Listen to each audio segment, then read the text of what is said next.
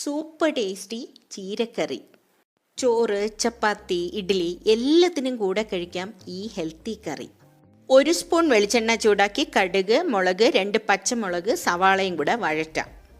ഉള്ളി സോഫ്റ്റ് ആകുമ്പോൾ 1/2 cup slice ചെയ്ത ഉരുളക്കിഴങ്ങും കൂടെ ചേർത്ത് വഴറ്റിയിട്ട് ചെറുതായി മുറിച്ച് 1 ടൊമാറ്റോയും കൂടെ ചേർക്കണം.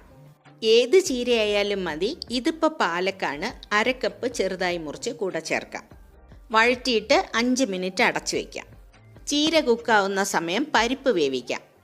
പ്രഷർ കുക്കറിൽ 1 കപ്പ് സാമ്പാർ പരിപ്പ്, 10 വെളുത്തുള്ളി, പാകത്തിന് ഉപ്പ്, 1/4 സ്പൂൺ മഞ്ഞൾപ്പൊടി, 1/2 സ്പൂൺ ജീരകം, 1/2 സ്പൂൺ വെളിച്ചെണ്ണ, വെള്ളവും കൂടെ ചേർത്ത് വേവിച്ചിട്ട് നന്നായിട്ട് മാഷ് ചെയ്യണം ഇതിന്.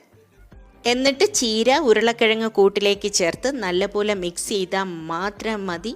സൂപ്പർ ടേസ്റ്റിലൊരു ചീരക്കറി റെഡി.